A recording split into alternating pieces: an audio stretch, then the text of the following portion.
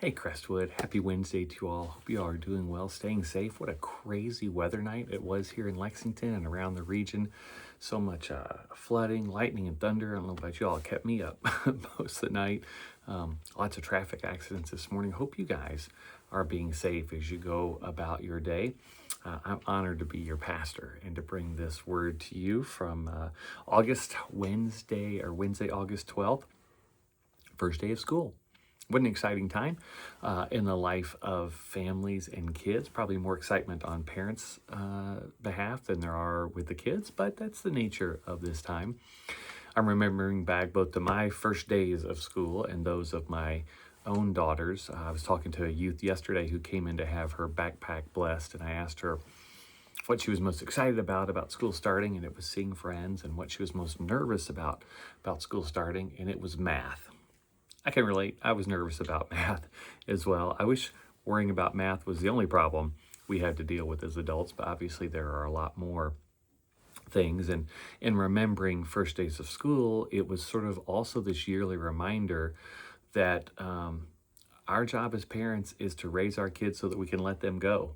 And that is such a hard reality to live into. And every school year, you're reminded of that over and over again. Gosh, I remember Sydney's first day of kindergarten. She got on the bus. It wasn't a long ride to the school, but she got on the bus, and I followed the bus the whole way, making sure that they stopped at all the stop signs. And when they pulled into the school parking lot and doors open and Sydney got off, there was tears and blubbering, and that was for me. She was fine, but just that thought of her going into that school building where I would no longer have that influence over her. Her mom and I would no longer, be the primary people in her life. Now she has teachers and friends and administrators and all these other people, and I'm reminded of those kind of transitions today, of that idea of letting go.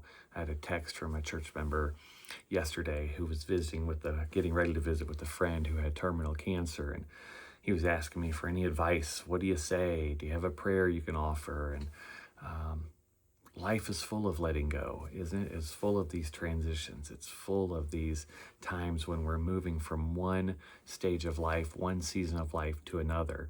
And it's in those moments, especially on a day like the first day of school, where I'm reminded of one of the primary promises of Scripture, and that is God goes with us. Wherever we go, God goes with us. There's nowhere that we go or our kids go or our loved ones go where God isn't with us. God goes into the school building with them. God goes into the operating rooms.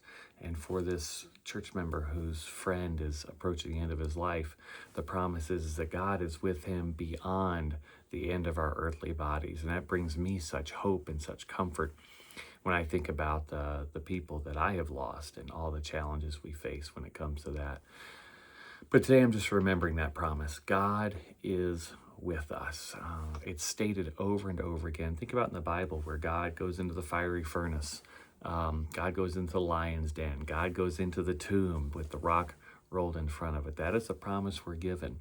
And when God calls us to go places like God calls Abraham to move, God calls Moses to go to Pharaoh, God calls the disciples to follow Jesus. There are all these calls that we receive of places we are called to go.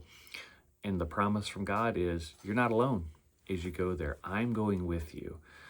And so when I see the pictures of the kids on their first day of school, whether it's kindergarten or their senior year or they're off to college, it's remembering that whatever happens in those places where we as parents, we as loved ones, as grandparents, where we aren't going to be, the trust is that God is there. And yes, mistakes will be made and lessons will be learned and hardships will be faced and dealt with.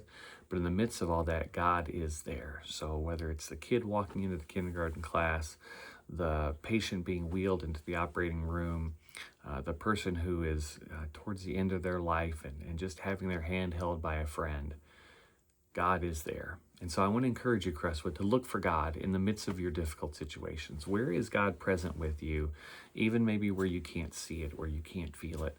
Lean into those promises of Scripture. I'm certainly doing that today for all our kids who are having their first day of school. I pray it's a great day for everyone, that it starts off just wonderfully, that everybody has a fantastic start to this school year.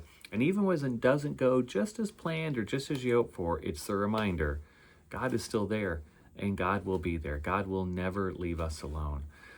Crestwood, I pray that you feel God's presence with you today. God bless you.